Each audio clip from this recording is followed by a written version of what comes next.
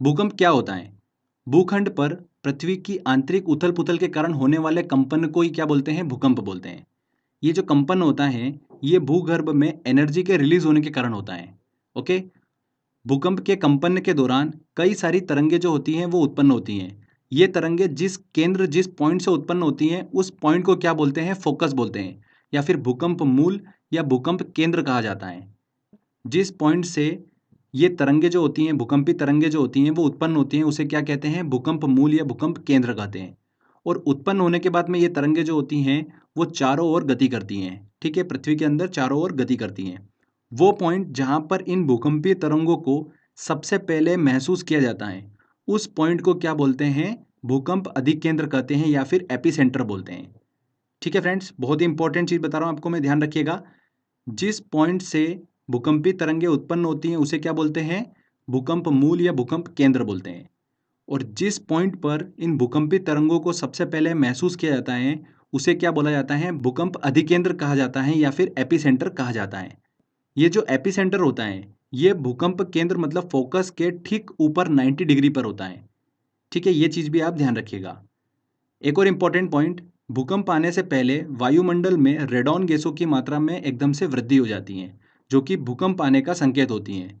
इससे पहले हमने बात की थी कि भूकंप आने के दौरान कई तरह की भूकंपी तरंगे जो होती हैं वो उत्पन्न होती हैं। तो कौन कौन सी तरंगे उत्पन्न होती हैं, चलिए हम उसको अच्छे से डिस्कस करते हैं।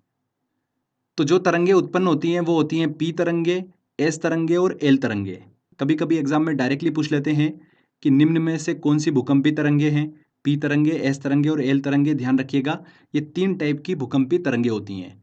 पी तरंगों की बात करते हैं तो इन्हें प्राइमरी वेव्स बोलते हैं। ये भूकंपी तरंगे जो होती हैं ये सबसे तीव्र गति से चलती हैं। जितनी भी भूकंपी तरंगे हैं उसमें सबसे तीव्र गति से कौन सी चलती हैं? पी तरंगे चलती हैं। और सबसे पहले जो एपिसेंटर है वहां पर कौन सी तरंगे पहुंचती हैं? पी तरंगे ही पहुंचती हैं। ठीक है, एपिसेंटर क्या है? मैंने आपको बताया था, जहां पर भूकंपी तरंगों को सबसे पहले महसूस किया जाता है, वहां पर सबसे पहले कौन सी तरंगे पहुंचती हैं? पी तरंगे। इनकी जो गति होती है वो होती है लगभग 8 किलोमीटर प्रति सेकेंड। ये तरंगे जो होती हैं सॉलिड और लिक्विड दोनों मीडियम में से गति कर सकती हैं। पी तरंगे सॉलिड और लिक्विड दोनों माध्यम में से गति कर सकती हैं। इसके बाद देखिए हम बात करते हैं एस तरंग के बारे में। एस तरंगे मतलब सेकेंडरी वेव्स। ये तरंगे जो होती हैं सिर्फ और सिर्फ सॉलिड में ही गति कर सकती हैं। ठीक है, लिक्विड में ये लुप्त हो जाती हैं। इनकी जो गति होती है वो 4 से 6 किलोमीटर प्रति सेकंड होती है, एस तरंगों की गति। इसके बाद देखिए आता है एल तरंगे, जिन्हें क्या बोला जाता है? लॉन्ग पीरियड वेव्स भी बोलते हैं और सरफेस वेव भी बोलते हैं। ये तरंगे जो होती हैं एपिसेंटर पे सबसे लास्ट में पहुंचती हैं, क्योंकि ये सबसे कम गति वाली भूकंपी तरंगे होती हैं। और ध्यान रखिएगा, वेरी वेरी इंपॉर्टेंट, अगर तीनों तरंगों में से बात करें कि सबसे विनाशकारी तरंगे कौन सी होती हैं, तो कौन सी होती हैं? एल तरंगे। एल तरंगे जो होती हैं सबसे ज़्यादा विनाशकारी तरंगे होती हैं। पी तरंगे और एस तरंगे जो होती हैं ये पुश करते हुए आगे बढ़ती हैं, जबकि एल तरंगे जो होती हैं वो जिगजैग वे में आगे की ओर बढ़ती हैं। तो ये देखिए हमने जो भूकंपी तरंगे थी उनको अच्छे से समझा। इसके बाद देखिए हम बात करते हैं कि इन भूकंपी तरंगों को मेजर किससे किया जाता है। तो जिस यंत्र से मेजर किया जाता है इन भूकंपी तरंगों को उसे क्या बोलते हैं? सिस्मोग्राफ कहते हैं। सिस्मोग्राफ जो होता है इन भूकंपी तरंगों की इंटेंसिटी को मेजर करता है। ठीक है, और मेजर जो करता है वो कई स्केल्स पे करता है, जैसे कि रिक्टर स्केल, रॉसी-फेरल स्केल। ये एसएससी में क्वेश्चन पूछा गया था। अब देखिए आगे बात करते हैं कि विश्व के ऐसे कौन से क्षेत्र हैं जो सबसे ज़्यादा भूकंप से प्रभावित क्षेत्र हैं। तो पूरे विश्व को 3 भूकंपी क्षेत्रों में विभाजित किया गया है। सबसे पहला आता है प्रशांत महासागरीय पेटी, सरकम पैसिफिक बेल्ट। पूरे विश्व के 63% भूकंप जो हैं वो इसी क्षेत्र में आते हैं। और इस क्षेत्र में Chile, California, Alaska, New Zealand, Japan, ये सारे जो देश हैं वो इसी क्षेत्र में आते हैं।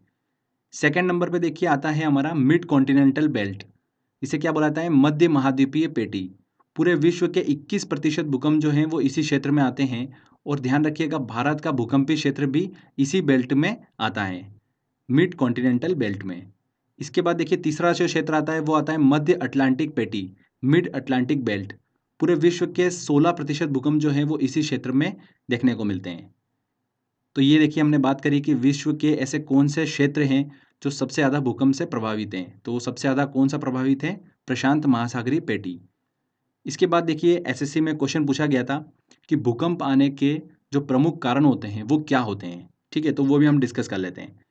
देखिए भूकंप आने के जो प्रमुख कारण होते हैं वो होते हैं ज्वालामुखी विस्फोट, हिमखंडों के खिसकने से भूकंप आते हैं। और सबसे इम्पोर्टेंट ध्यान रखिएगा, पृथ्वी की प्लेटों के असंतुलन से, जो पृथ्वी की प्लेटें हैं उनके खिसकने और टकराव के कारण भूकंप जो हैं वो देखने को मिलते हैं। और एक टर्म ध्यान रखिएगा, पृथ्वी की प्लेटों के खिसकने और टकराव को क्या बोला जाता है? टेक्टोनिज्म बोला जाता है। ठीक है, तो डायरेक्टली एग्जाम में आपसे ये क्वेश्चन पूछ लेते हैं। 2016 एसएससी में क्वेश्चन पूछा गया था। देखिए फ्रेंड्स, इसके बाद हम बात करते हैं एक टर्म को, वो है सुनामी। यहाँ से भी क्वेश्चन एग्जाम में देखने को मिल जाते हैं। सुनामी जो है जापानी भाषा का एक शब्द है जिसका अर्थ क्या होता है? तट पर आने वाली समुद्री लहरें। समुद्र के अंदर जमीन खिसकने या फिर ज्वालामुखी फटने के कारण सुनामी देखने को मिलती है। समुद्र के अंदर भूकंप सुनामी का प्रमुख कारण माना जाता है। प्रशांत महासागर जो है वो सुनामी लहरों के लिए सबसे खतरनाक है। कौन सा? प्रशांत महासागर। कुछ समय पहले 2004 में हिंद महासागर में सुनामी जो थी वो देखने को मिली थी। तो ये हमने देखिए सुनामी के बारे में कुछ बेसिक पॉइंट डिस्कस कर लिए हैं। तो यहाँ पर हमारा देखिए भूकंप वाला टॉपिक कंप्लीट होता है। जितना भी थ्योरी सेक्शन था वो सारा हमने अच्छे से डिस्कस कर लिया है। तो चलिए अब हम चलते हैं टेस्ट की ओर। सारे जितने भी इंपॉर्टेंट क्वेश्चन हैं वो सारे हम सॉल्व करते हैं। देखिए पहला क्वेश्चन है, भूकंप के समय किन तरंगों का उद्भव होता है? भूकंप के दौरान किन तरंगों की उत्पत्ति होती है? पी तरंगे, एस तरंगे और एल तरंगे। D answer. रिक्टर पैमाने का उपयोग होता है नापने के लिए। रिक्टर पैमाने का उपयोग किया जाता है, देखिए, भूकंप की तीव्रता, जो भूकंप के दौरान जो तरंगे उत्पन्न होती है उनकी तीव्रता नापने के लिए रिक्टर पैमाने का उपयोग किया जाता है। निम्नलिखित भाषाओं में सुनामी शब्द किस भाषा से संबंधित है?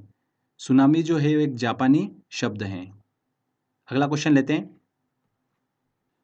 सिस्मोमीटर मापता है। सिस्मोमीटर क्या मापता है? भूकंप की तीव्रता को मेजर करता है। पृथ्वी की सतह पर भूकंप केंद्र के ठीक ऊपर के बिंदु को क्या कहते हैं?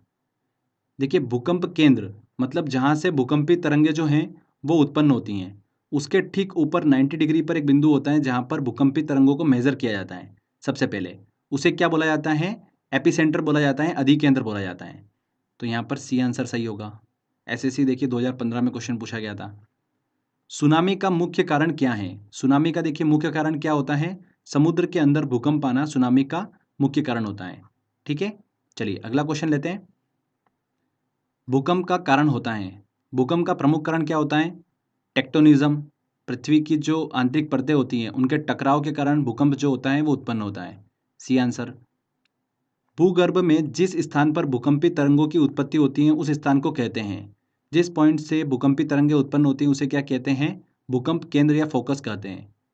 B answer. और जहां पर वो सबसे पहले मेजर की जाती हैं, महसूस की जाती हैं, उसे क्या कहा जाता है? एपिसेंटर कहा जाता है, अधिकेंद्र कहा जाता है। ये दोनों चीजें आपको क्लियर होना जरूरी है। निम्नलिखित में से कौन सी भूकंप में धरातलीय तरंगे होती हैं? सरफेस तरंगे होती हैं। सरफेस वे किसे कहा जाता है? एल तरंगे को सरफेस वे कहा जाता है। नेक्स्ट क्वेश्चन, विश्व के सर्वाधिक भूकंप किस पेटी में आते हैं? किस बेल्ट में देखने को मिलते हैं सर्वाधिक भूकंप? प्रशांत महासागरीय पेटी में। तरल पदार्थों से होकर न गुजरने वाली भूकंपीय तरंग कौन सी हैं?